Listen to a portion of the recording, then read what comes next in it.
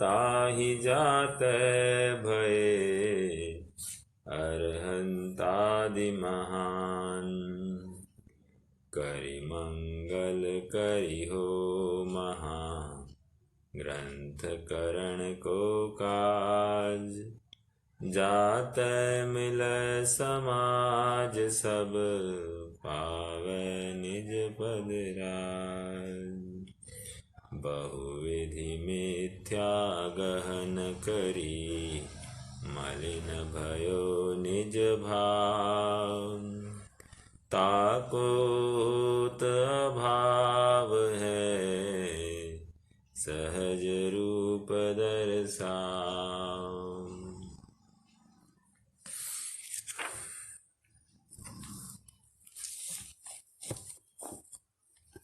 जीव को एक निशुद्धात्मा का पक्ष आए, इसलिए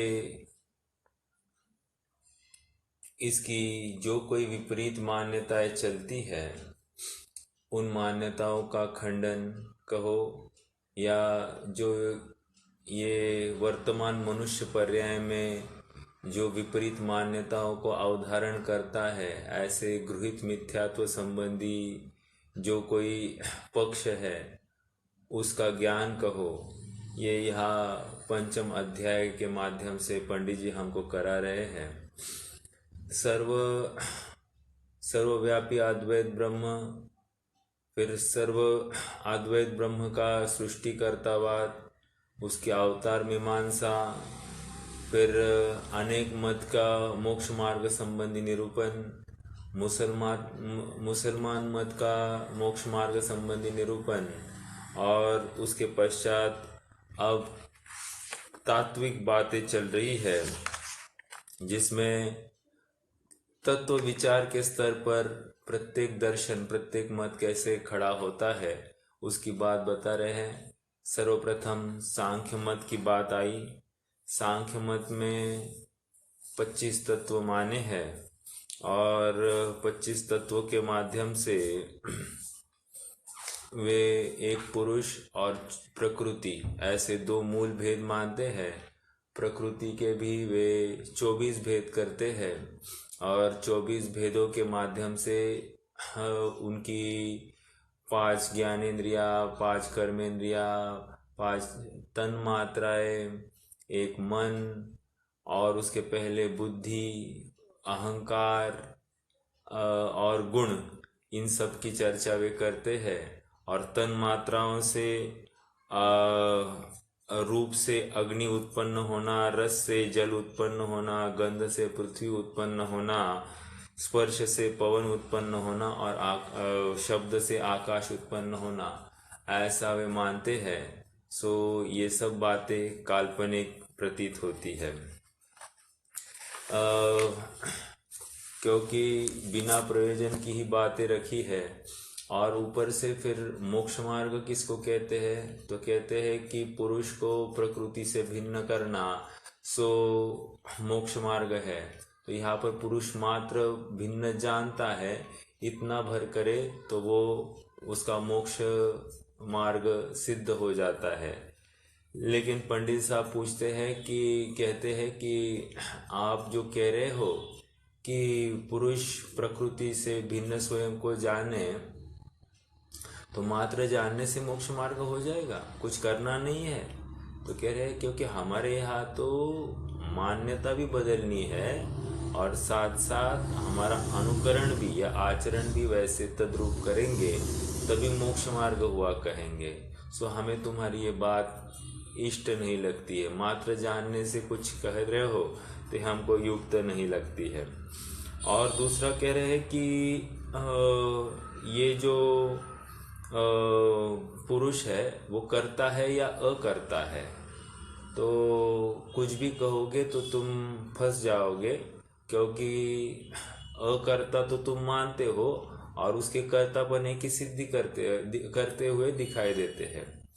दूसरी बात, पुरुष यदि अकर्ता है तो ये प्रकृति उसको आकर कैसे चिपक गई, तो कह रहे हैं कि प्रकृति स्वयं से चिपक गई।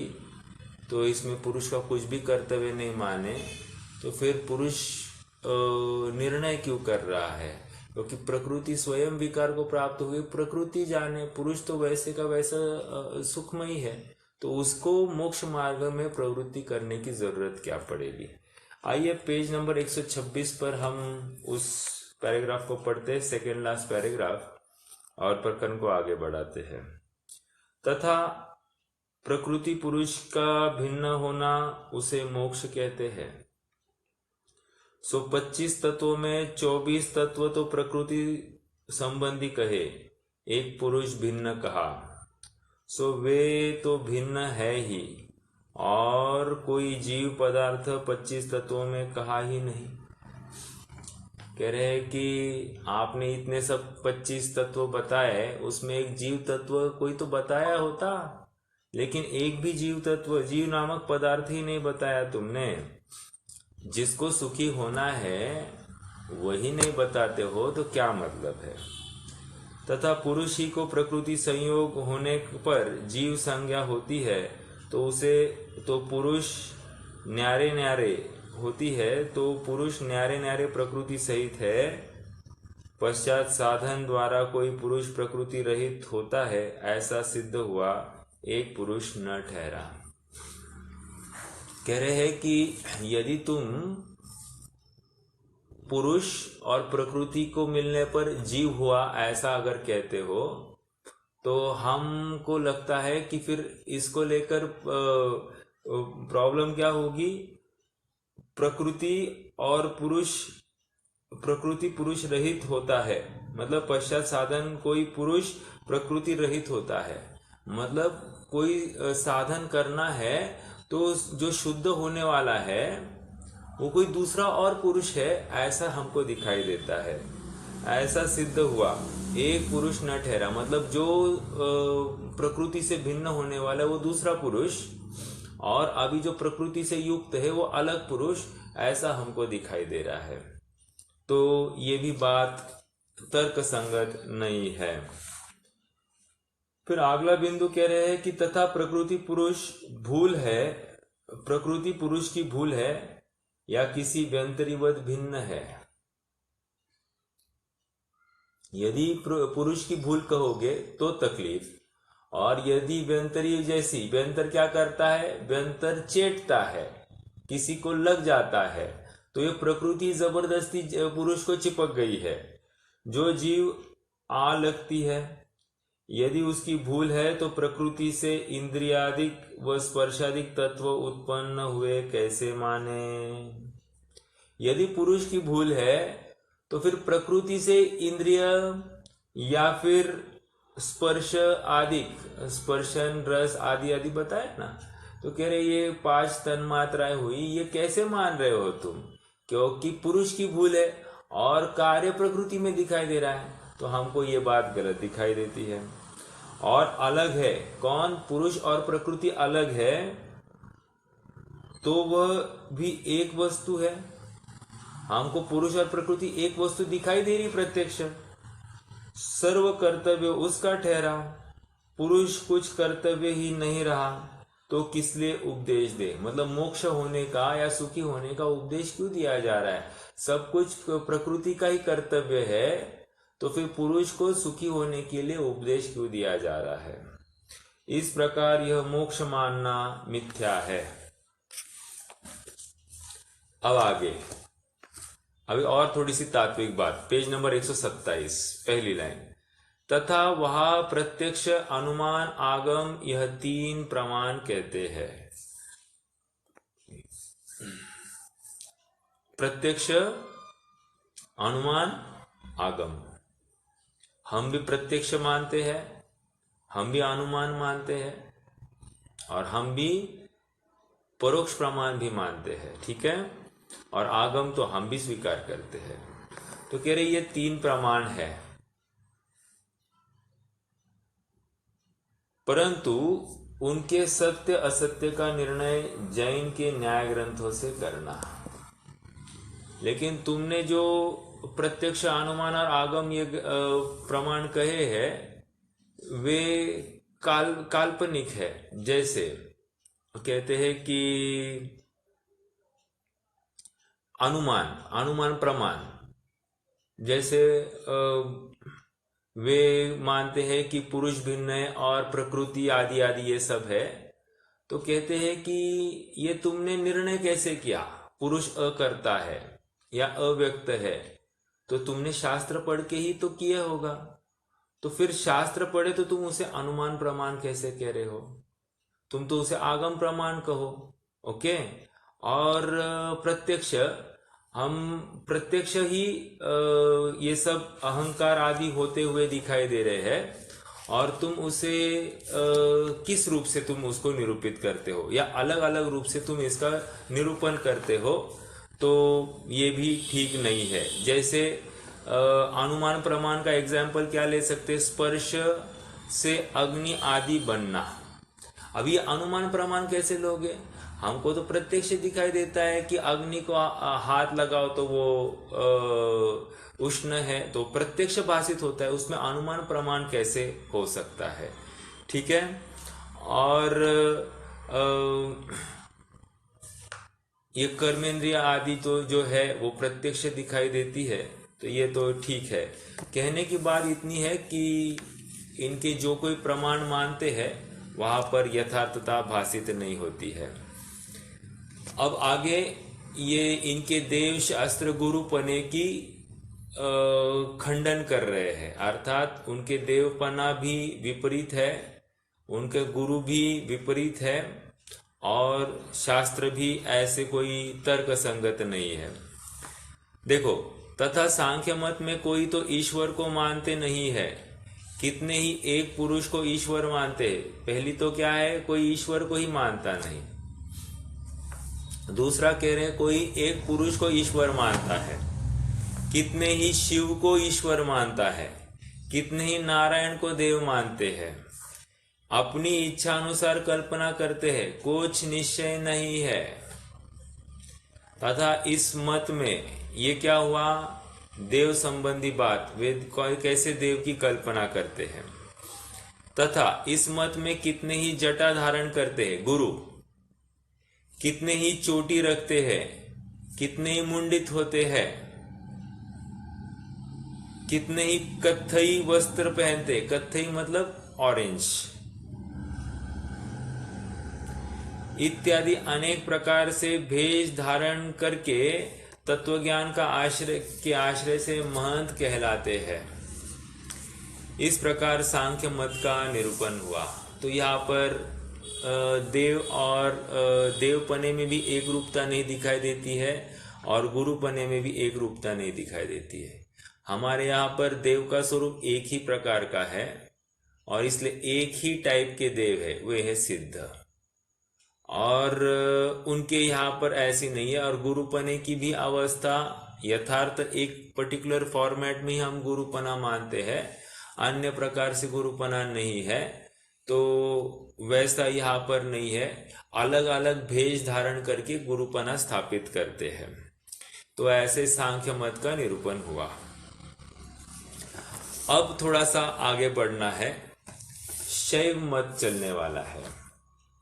शिव मत कहो या शैव मत कहो, जैसे जो शिव के अनुयायी उनको शैव कहते हैं। ठीक है। ये शैव मत मैंने जैसे बताया, ये कश्मीर साइड वाले लोगों में शैव के अनुयायी विशेष माने गए हैं। तो इनका क्या है, कह रहे कि शैव मत के भी दो भेद है, नैयायिक और वैशेषिक। कौन से, नैयायिक और वैशेषिक। अत्यंत रोचक यह चर्चा है, थोड़ा सा आप उपयोग देकर सुनना। मैं थोड़ा सा एक प्रेजेंटेशन भी मैंने किया है। प्रेजेंटेशन मतलब एक ही शीट है, मैं उसको शेयर करता हूँ। इसको भेज सकते हैं क्या, नहीं तो वो व्हाट्सएप पर। हाँ, क्या करना, एक मिनट। हाँ,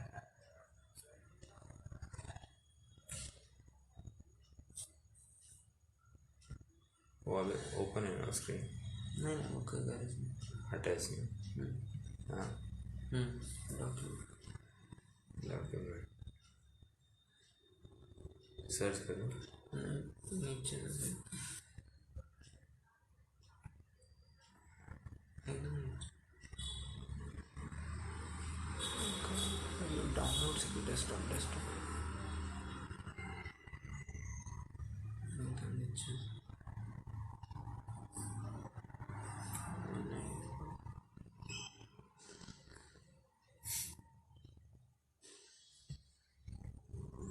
एक फाइल मैंने भेजी तो है ही, और मैं यहाँ से स्क्रीन शेयर भी करता हूँ, ठीक है? हाँ शेयर तो करो ना।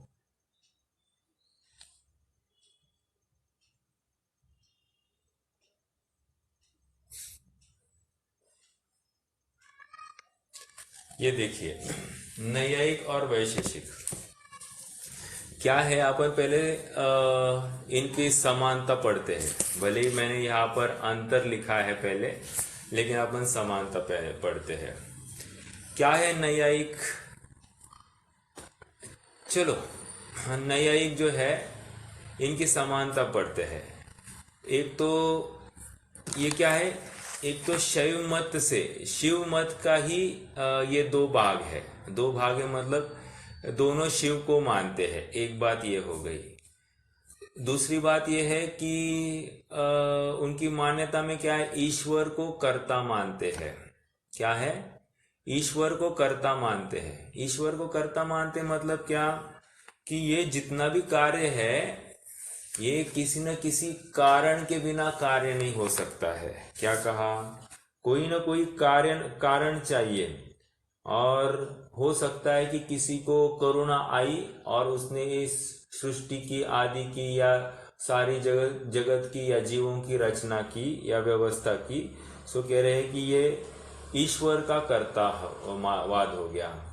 लेकिन फिर इस बात का खंडन किया। इसका हेतु क्या दिया? कार्यत्वात्, कारण के बिना कार्य की कल्पना नहीं होती। क्या कहा? हेतु क्या दिया? कार्यत्वात्, कारण के बिना कार्य की कल्पना नहीं होती। तो कह रहे हैं कि इसका खंडन कैसे किया जैनियों ने? जैनी कहते हैं कि ऐसे कितने ही पदार्थ है जो बिना किसी प्रयोजन के है, जैसे पहाड़ है, नदी है, या फिर सूर्य के बिंब है, आदि आदि। तो कह रहे बहुत सी चीजें कोई कार्यकारी नहीं है, वे भी उत्पन्न हुई दिखाई देती है। तो फिर कह रहे हैं कि उसके बिना कारण के वे कार्य कैसे हुए, अर्थात फिर वहां पर तो ईश्वर का कर्तावाद नहीं दिखाई देता। तो एक इस न्याय से ईश्वर का कर्तावाद हमको स्वीकार नहीं है, ऐसा इनकी बात का खंडन होता है। फिर दूसरा बिंदु क्या है?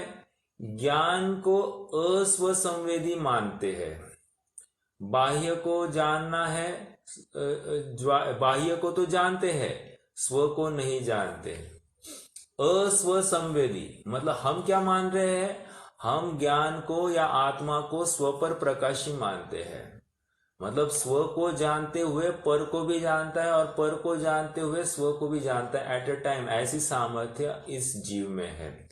लेकिन वे क्या मानते हैं? ज्ञान अस्वसंवेदी है, मतलब स्व को जानने के लिए उसको अन्य किसी पदार्थ की जरूरत पड़ती है, वो डायरेक्टली स्वयं से नहीं जान सकता है। तो ये उनकी कमी है। कमी मतलब वो समानता है क्या, कि दोनों आत्मा को अस्वसंवेदी मानते हैं। और इसलिए वहां पर अगर आप विचार करो तो अपने आचार्य कुंद ने भले ही किसी पक्ष को खड़ा करके उसका खंडन नहीं किया, लेकिन उन्होंने उनके सामने शायद ऐसे ही कुछ मान्यताएं पुष्ट होती हुई दिखाई देती होगी, इसीलिए उन्होंने काफी गाथाएं लगाई है इसमें। जैसे उन्होंने प्रवचन सार में ये कहा कि जो ज्ञान लोकालोक को जानता नहीं है उसको दिव्य ज्ञान कौन कहेगा।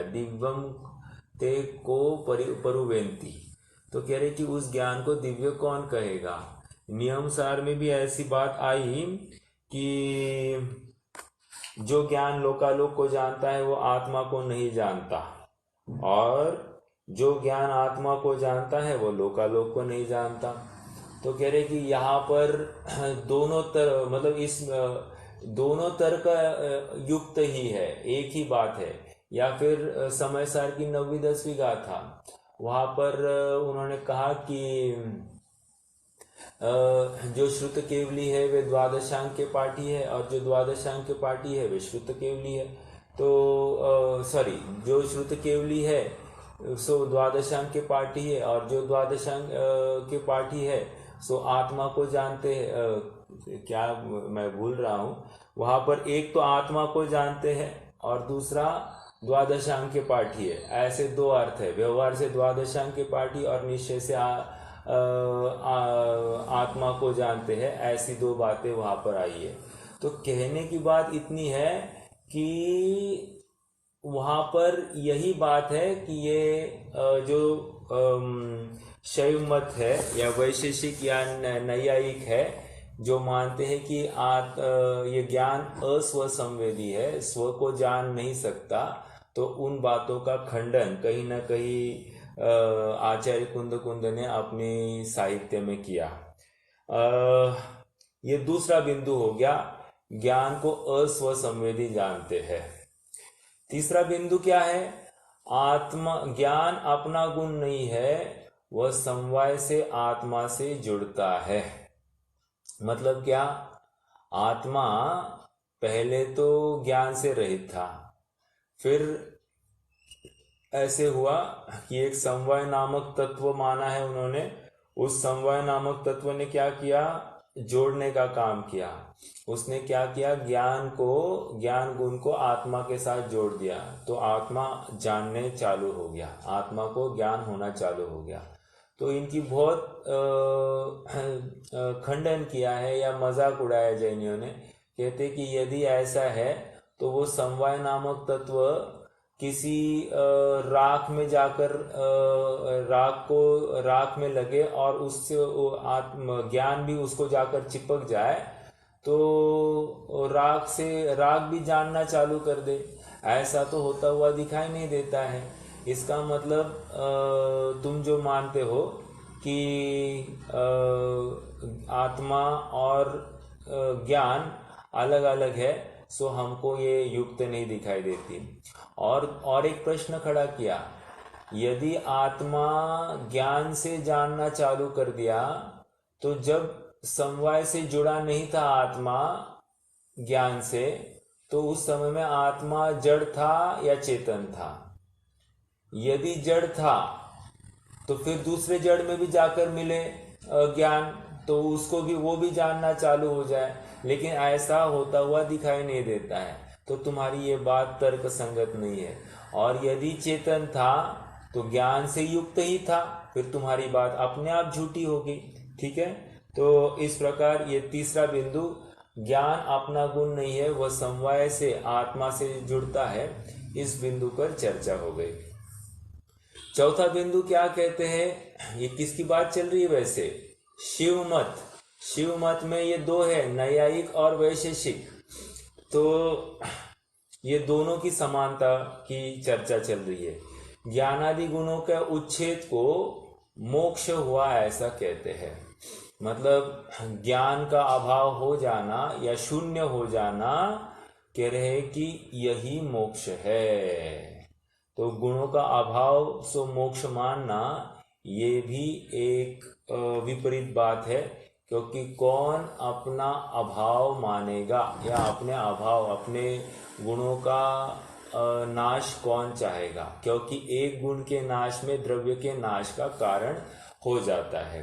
तो इसलिए ये भी जो बात है, ये भी तर्क संगत नहीं, लेकिन ऐसी मान्यता से युक्त ये दोनों है।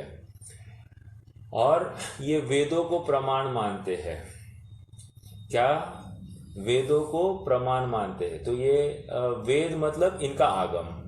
हमारा आगम क्या है? जैसे जिन वचन है, ये शास्त्र जो है, ये इनको हम आगम कहते। तो इन्होंने वेदों को आगम कहा है और उनको प्रमाण माना है, अर्थात वे उसी को फॉलो करते तत्वों के स्तर पर। और यज्ञ को करना मुक्ति का कारण मानते हैं, तो यज्ञ करने से मुक्ति होती है, ऐसा ये दोनों मत मानते हैं।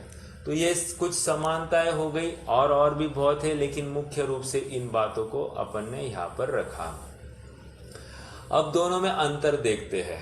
पहले अपन ये थोड़ा सा तात्विक बातें उनकी विशेषताएं समझते हैं, फिर अपन आगे बढ़ेंगे। देखिए, नैयायिक शब्दशः नैयायिक क्या है? नैयायिक मतलब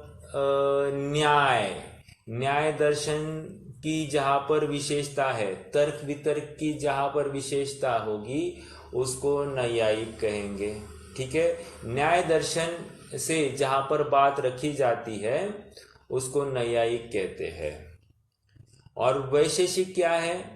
वैशेषिक ये विशेष पदार्थ का अध्ययन कराते हैं, इसलिए इनको वैशेषिक कहते हैं। क्या? विशेष पदार्थ का अध्ययन कराते हैं, इसलिए इनको वैशेषिक कहते हैं। नैयायिक के प्रणेता गौतम ऋषि है। नैयायिक के प्रणेता कौन है? गौतम ऋषि। और वैशेषिक मत के प्रणेता कणाद ऋषि है। कणाद को ही अक्षपाद कहते हैं, अवलुक्य कहते हैं, कणभक्ष कहते हैं। ये सब एक ही व्यक्ति के नाम है। अक्षपाद क्यों है? वे एक बार चल रहे थे, वे गड्ढे में गिर गए, और गड्ढे में गिरने के बाद में व्यंतर ने उनको वर मांगने के लिए कहा, तो उनको बहुत पढ़ने का वे अडिक्ट थे, निरंतर पढ़ने में मग्न रहते थे। तो उन्होंने व्यंतर को कहा, यदि कुछ मुझे सहायता कर सकते हो तो मेरे पैरों में 2 आंखें लगा दो। तो इसलिए अक्षपाद ऐसा उनका नाम पड़ा। ठीक है, तो ये कणाद ऋषि वैशेषिक मत के प्रणेता। श्वेतांबरों ने सडुयल को वैशेषिक मत के प्रणेता माना है। सडुयल ऐसे कोई मुनि है, ऋषि है, उनको उन्होंने वैशेषिक मत के प्रणेता माने हैं। चलिए, तो ये है नैयायिक जो है ये 16 तत्वों को मानते हैं, और वैशेषिक 6 तत्वों को मानते हैं। ये भी एक विचारणीय बिंदु है। क्या? नैयायिक 16 तत्व, दोनों क्या है? शिव मत, शिव के अनुयायी है। ऐसा होते हुए नैयायिक 16 तत्व मानते हैं, वैशेषिक 6 तत्व मानते हैं। मतलब आपस में भले एक ही भगवान को मान रहे हैं, लेकिन उनके आपस में भी वेद को भी मानते हैं, लेकिन तत्व निरूपण में अंतर है। ये 16 तत्व मानते हैं, ये 6 तत्व मानते हैं। आगे नैयायिकों ने 4 प्रमाण माने हैं। 4 प्रमाण क्या है? प्रत्यक्ष प्रमाण, अनुमान प्रमाण, उपमान और शब्द। अब देखिए, प्रत्यक्ष प्रमाण, अनुमान प्रमाण ठीक है, हम भी ये मानते हैं। उपमान क्या है?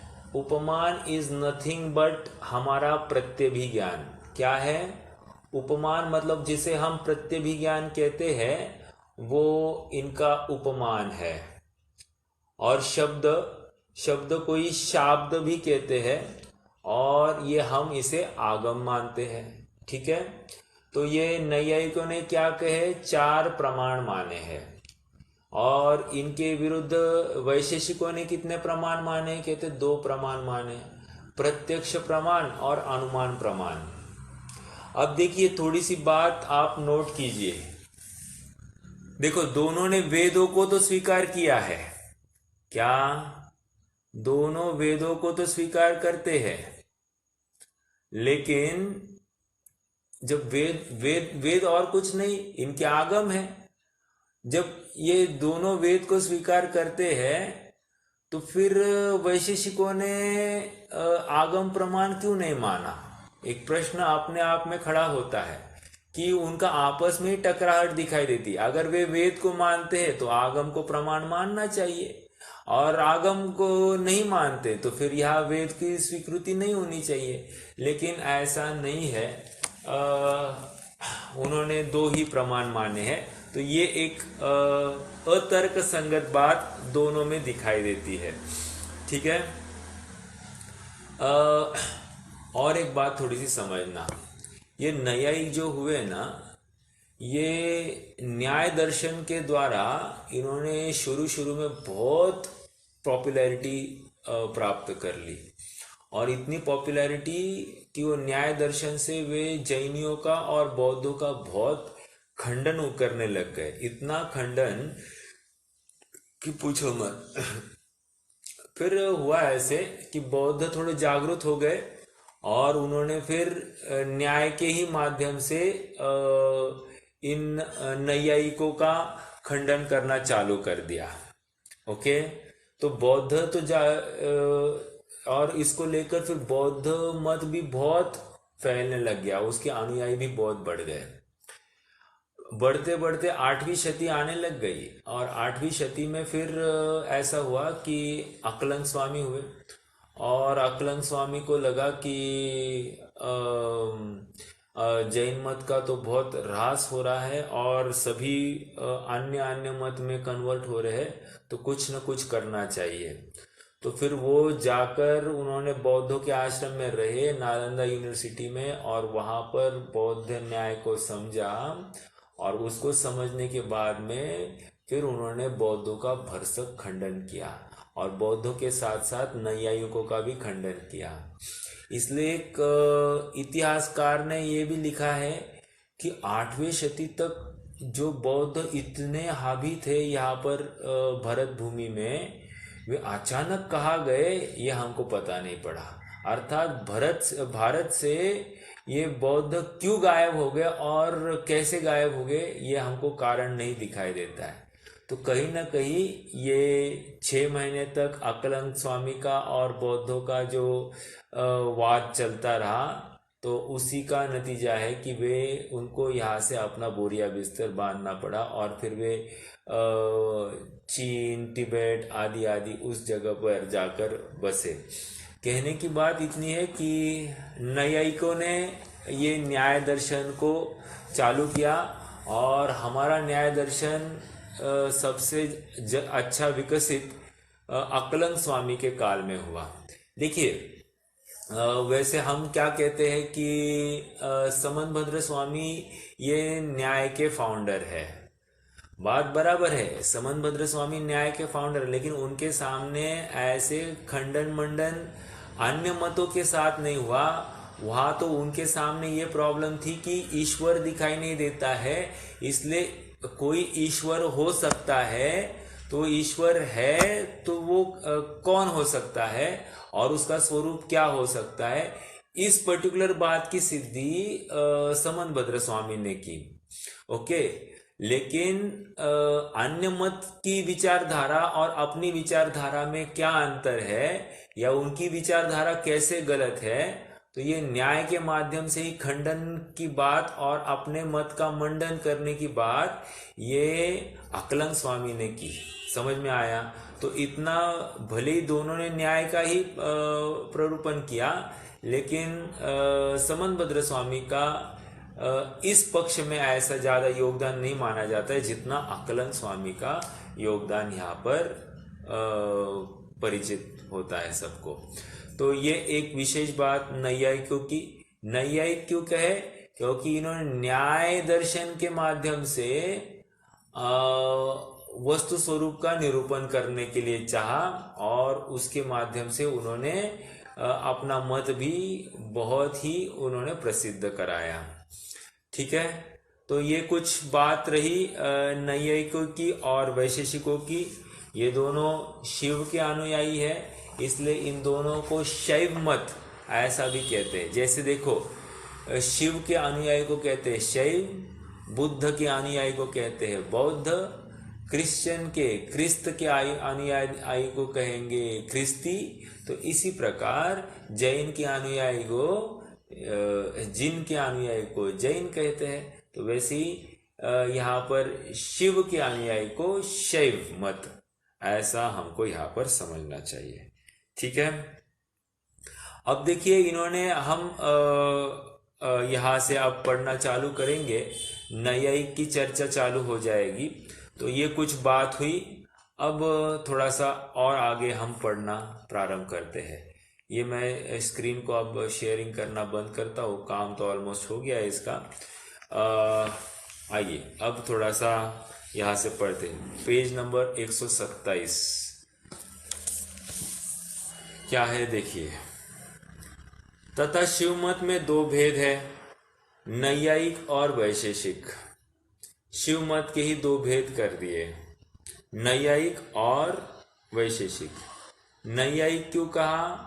नयों की मुख्यता है। ओके, देखो अब नैयायिक मत, वह नैयायिक मत में 16 तत्व माने हैं। तत्व के ऊपर गोला लगाइए, 16 तत्व। कितने हैं? 16 तत्व।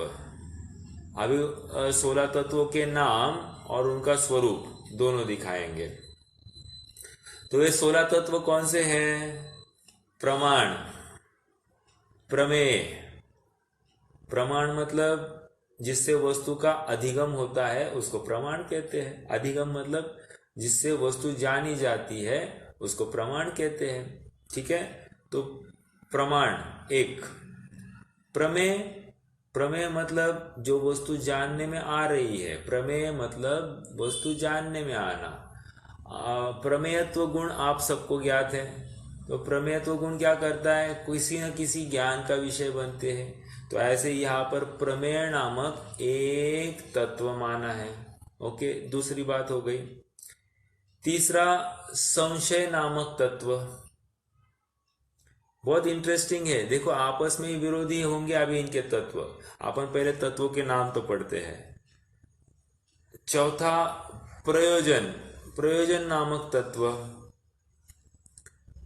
पांचवा, दृष्टांत नामक तत्व। छठवां, सिद्धांत। सातवां, अवयव। आठवां, तर्क। नौवां, निर्णय। 10वां, वाद। 11वां, जल। 12वां, वितंडा। 13वां, हेतवास, हेत्वाभास। 14वां, छल। 15वां, जाति। और 16वां, निग्रह स्थान। ये 16 तत्व इनके हैं। पहला तत्व है प्रमाण। तो प्रमाण कितने बताए हैं? हमने देखा था 4 प्रमाण। देखो अब नीचे, वह प्रमाण 4 प्रकार के कहते हैं। ठीक है भाई, 4 प्रमाण कह दिए। क्या क्या है? कहते हैं प्रत्यक्ष प्रमाण, अनुमान प्रमाण, शब्द प्रमाण, उपमा प्रमाण। 4। ठीक है, प्रत्यक्ष, अनुमान, शब्द, उपमा। तथा आत्मा देह है, अर्थ, बुद्धि इत्यादि प्रमेय है। अब प्रमेय की परिभाषा कर रहे हैं। प्रमेय किसको कहते हैं? तो कहते आत्मा, देह, बुद्धि, अर्थ इत्यादि। इत्यादि कहकर और भी कुछ है, मात्र 4 नहीं है, और भी है, लेकिन 4 मुख्यों को गिनाया। कौन से है प्रमेय? आत्मा, आत्मा प्रमेय है। दूसरा देह, तीसरा अर्थ, और चौथा बुद्धि। अब देखिए यहां पर भी थोड़ी सी टकराहट है। ये वैसे आगे बताएंगे, लेकिन अभी कर ही लेते हैं चर्चा। कह रहे कि ये जो तुमने अर्थ कहा, अर्थ मतलब क्या? पदार्थ। पदार्थ मतलब क्या? द्रव्य। तो कह रहे हैं कि जब आत्मा और देह ये 2 द्रव्य की बात कर ही ली थी, तो अलग से अर्थ का अर्थ क्या बनता है? व्हाट इज द प्रयोजन ऑफ अर्थ? क्या कहा? अर्थ का अर्थ क्या करोगे? ठीक है, तो इसलिए अर्थ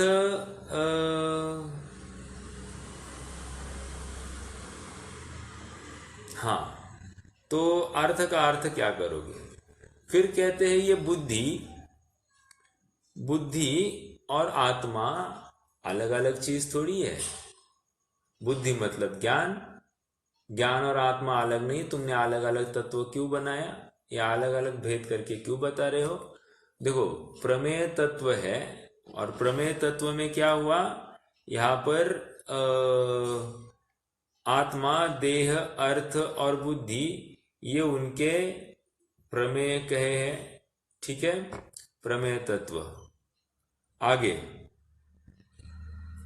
तथा यह क्या है? उसका नाम संशय। संशय क्या है? यह क्या है, यह क्या है? हाँ, प्रमेय तत्व की चर्चा करनी थी, राइट। तो एक बात यह हो गई कि आत्मा और बुद्धि ये एकार्थवाची है, तो आपने दो दो लिखने का जरूर प्रयोजन क्या था। ठीक है, और दूसरा अर्थ का अर्थ क्या है? अर्थ भी अपने आप में पदार्थ है, और जब आपने आत्मा पदार्थ और देह रूपी पदार्थ ऐसे दो पदार्थ दिखाए थे, तो अर्थ नामक पदार्थ का क्या प्रयोजन रहा? क्यों आपने बखान किया? समझ में आया? तथा यह क्या है? उसका नाम संशय। यह क्या है? इसका नाम संशय। वेरी इजी, आगे बढ़ते हैं। जिसके अर्थ प्रवृत्ति हो उसे प्रयोजन कहते हैं। क्या कह रहे? जिसके अर्थ प्रवृत्ति हो उसे प्रयोजन कहते हैं। तीन बातें हो गई, प्रमाण हो गया, प्रमेय हो गया और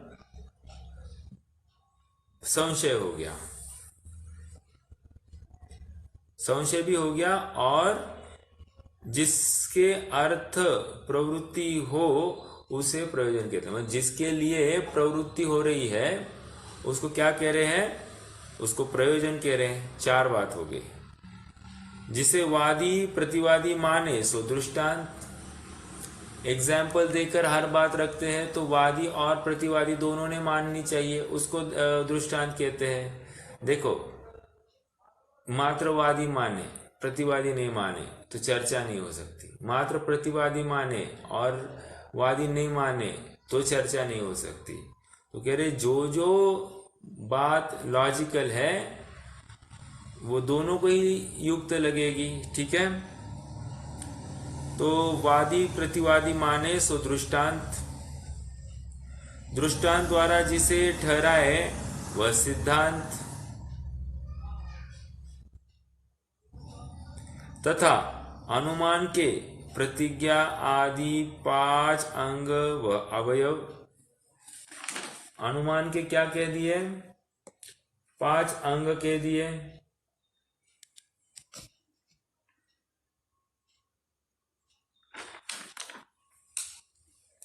ये अनुमान।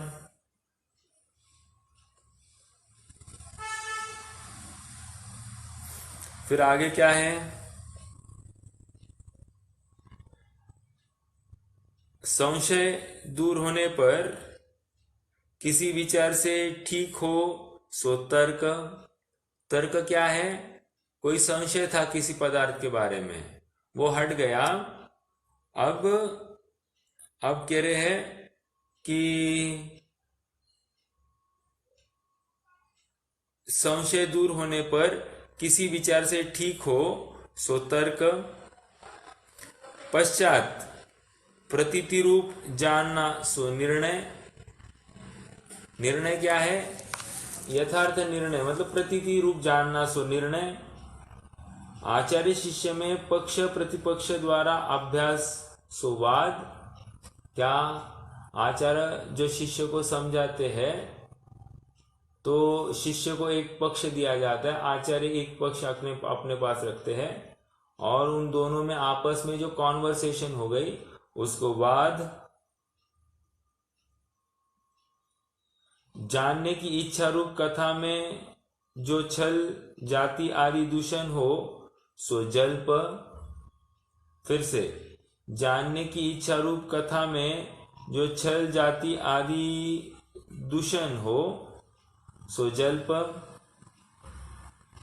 प्रतिपक्ष रहित वाद सुवितंडा।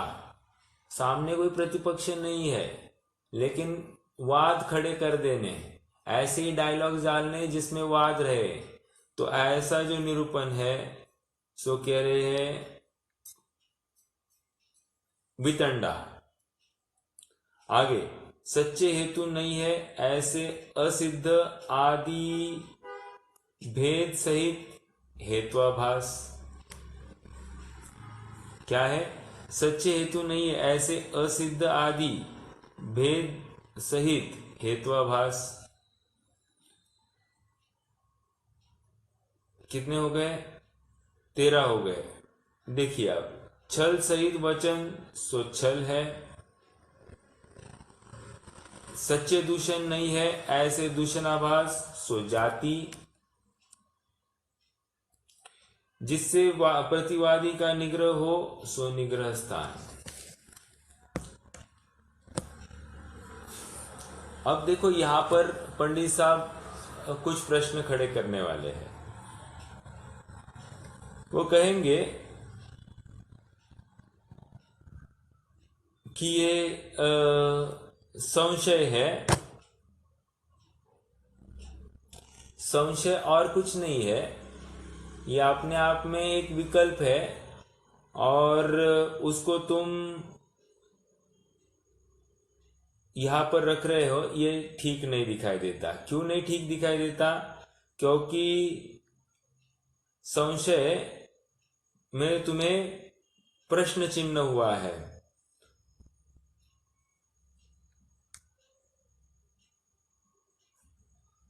आगे,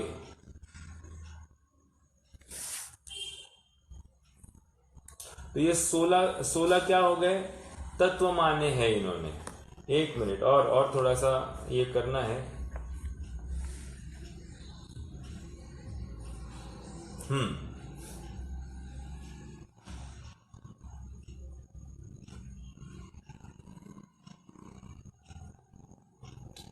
देखो इन्होंने और इतने सब तत्वों के नाम लिखे लेकिन एक जीव तत्व की बात लिखी नहीं। और इतने सारे तत्व लिखकर प्रयोजन का क्या सिद्धि हो गई? मतलब ये प्रयोजन लिखने का, ये तत्व लिखने का प्रयोजन क्या था? तो कहते हैं कि कोई प्रयोजन दिखाई नहीं देता है। At the end of day तत्व कहने का या लिखने का प्रयोजन ये होना चाहिए था कि इसमें आत्मा दिखाया जाए और इससे आत्मा कैसे सुखी हो ये बात उस जीव को समझे। लेकिन तुमने जो तत्व का निरूपण किया ये मात्र पंडिताई झाड़ने के लिए ही ये तत्व का निरूपण किया, सो उससे कोई उपलब्धि हमको दिखाई नहीं देती। एक बात तो ये हो गई। दूसरा कह रहे हैं कि प्रमाण में भी अनुमान माना तो अलग से तर्क क्यों कहते हो? प्रमाण में क्या क्या है? देखो, प्रमाण 4 प्रकार के प्रमाण है कि नहीं है? प्रत्यक्ष, अनुमान, शब्द और उपमा, बराबर। तो ऑलरेडी प्रमाण नाम का एक, अनुमान नाम का प्रमाण उन्होंने स्वीकार किया है। प्रमाण नामक तत्व में उसका एक भेद अनुमान, ऐसा उन्होंने स्वीकार किया है। जब वो ऑलरेडी है उसका भेद, तो उन्होंने अनुमान नामक प्रमाण अलग से क्यों लिया? ये मात्र तत्वों की संख्या बढ़ाने के लिए किया क्या? तो वो भी तर्क संगत नहीं दिखाई देता।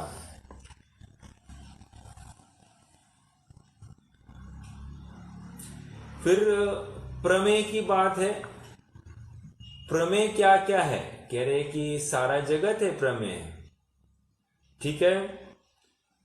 तो जब सारा जगत प्रमेय है तो आत्मा और बुद्धि अलग अलग क्यों कहा? बराबर, क्योंकि आत्मा और बुद्धि अलग है ही नहीं और वे भिन्न भिन्न भी नहीं है, ठीक है। आगे,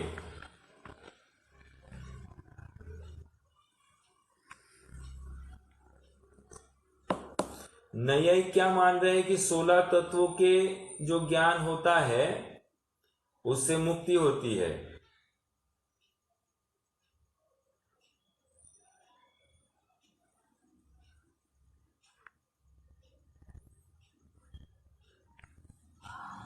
तो ये भी बात योग्य नहीं है, क्योंकि 16 तत्व से मुक्ति नहीं होती है, एक आत्मा के आधार से, आत्मा के आश्रय से मुक्ति होती है। तो ये भी 16 तत्व ये अपने आप में पर है। हम भी तत्वार श्रद्धानम सम्यक दर्शन कहते हैं, लेकिन श्रद्धान वो भाव भाषण के स्तर पर है, मात्र उसके नाम का रटना आदि ये कुछ भी कार्यकारी नहीं है।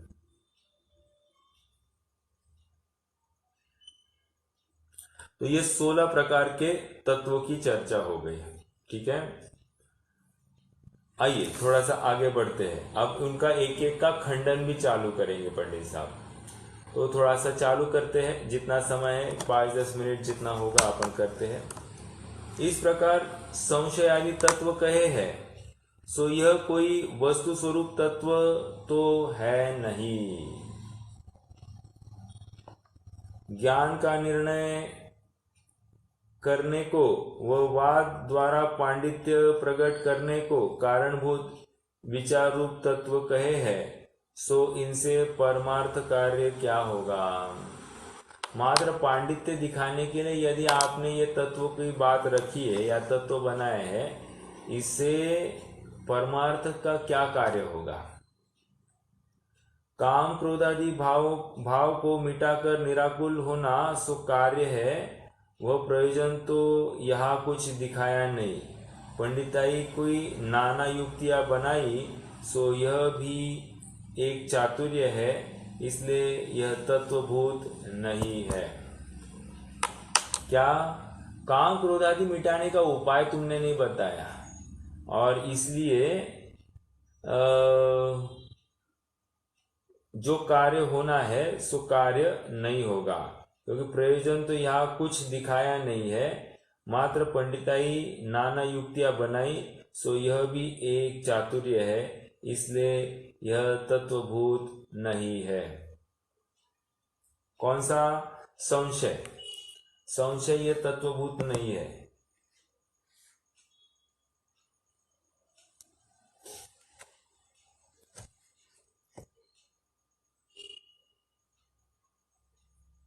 आगे फिर कहोगे इनका जाने बिना प्रयोजन भूत तत्वों का निर्णय नहीं कर सकते, इसलिए यह तत्व कहे हैं। सो ऐसी परंपरा तो व्याकरण वाले भी कहते हैं, और व्याकरण वाले पढ़ने से अर्थ का निर्णय होता है। वो भोजनादि के अधिकारी भी कहते हैं, भोजन करने शरीर की स्थिरता होने पर तत्व निर्णय करने में समर्थ होते हैं। सो ऐसी युक्ति कार्यकारी नहीं है। ये मैं थोड़ा समझाता हूँ। क्या कहते हैं कि बिना जाने प्रयोजनभूत तत्वों को बिना जाने हम निर्णय नहीं कर सकते। तो पंडित साहब कह रहे हैं, तुम ऐसा कह रहे हो जैसे कोई व्याकरण पढ़ाता हो, तो वो कहते हैं कि व्याकरण के बिना पढ़ने से अर्थ का निर्णय होता। व्याकरण पढ़ने से अर्थ का निर्णय होता है, और नहीं पढ़ेंगे व्याकरण तो हम अर्थ नहीं कर पाएंगे, ऐसा ये कह रहे हैं।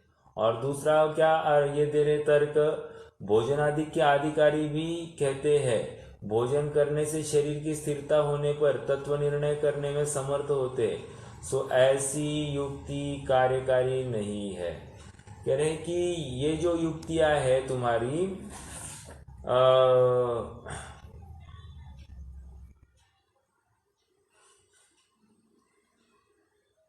जो तर्क संबंधी तत्व संबंधी, वो भी योग्य नहीं है, क्योंकि वहां पर हम प्रत्यक्ष देख रहे हैं कि भोजन आदि के अधिकारी भी कहते हैं भोजन करने से शरीर की स्थिरता रहती है, और ऐसी युक्ति कार्यकारी नहीं है।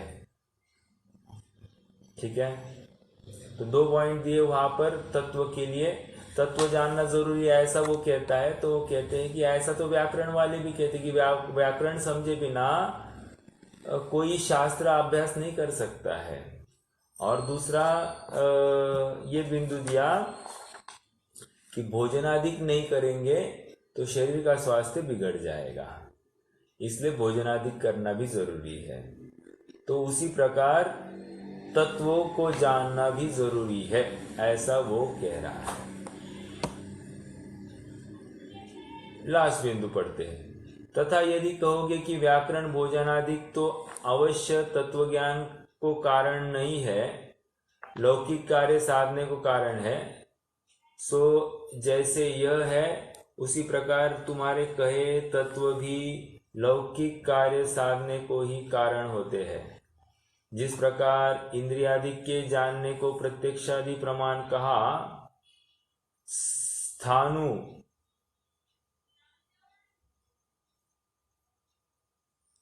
स्थानु पुरुषादि में संशय आदि का निरूपण किया, इसलिए जिनको जानने से अवश्य काम क्रोध आदि दूर हो, निराकुलता उत्पन्न हो, वे ही तत्व कार्यकारी है। देखो हर जगह पर वे ही तत्व कार्यकारी है।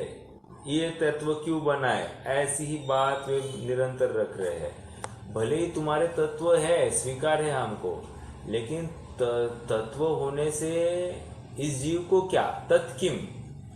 यदि जीव इनको समझकर काम क्रोध आदि दूर करे, निराकुलता उत्पन्न करे, तो ये तत्व कार्यकारी होंगे। मात्र तत्व, कोरे तत्व लिखने से या कोई विशेष बात होती होगी उनके माध्यम से, उतना करने से कोई कार्य की सिद्धि नहीं होती है। ठीक है, फिर से ये पैराग्राफ पढ़ते हैं। तथा यदि कहोगे व्याकरण भोजनादिक तो अवश्य तत्वज्ञान को कारण नहीं है, लौकिक कार्य साधने को कारण है, सो जैसा यह है उसी प्रकार तुम्हारे कहे तत्व भी लौकिक कार्य साधने को ही कारण होते हैं। जिस प्रकार इंद्रियादि के जानने को प्रत्यक्षादि प्रमाण कहा है,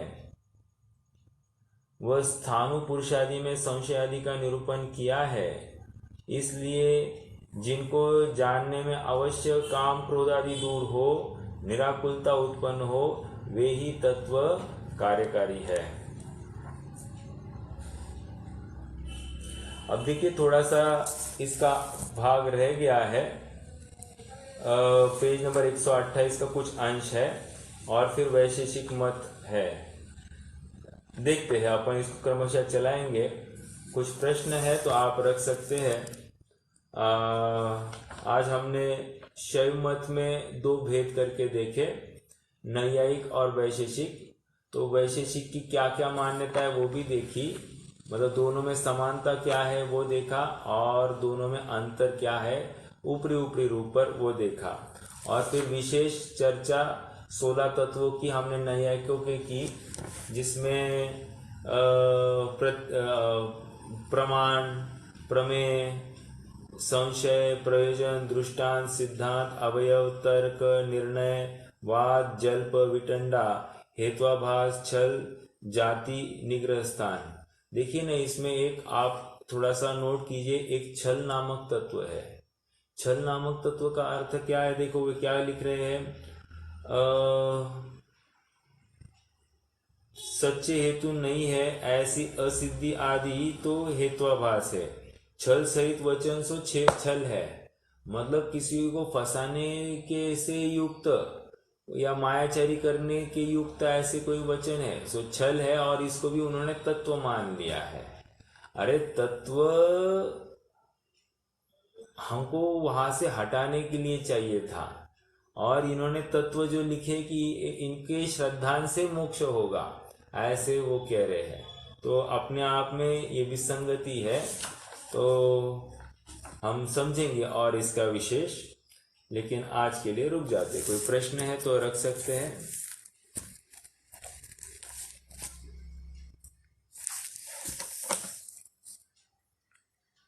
नहीं है, चलिए जिन्वाय स्तुति।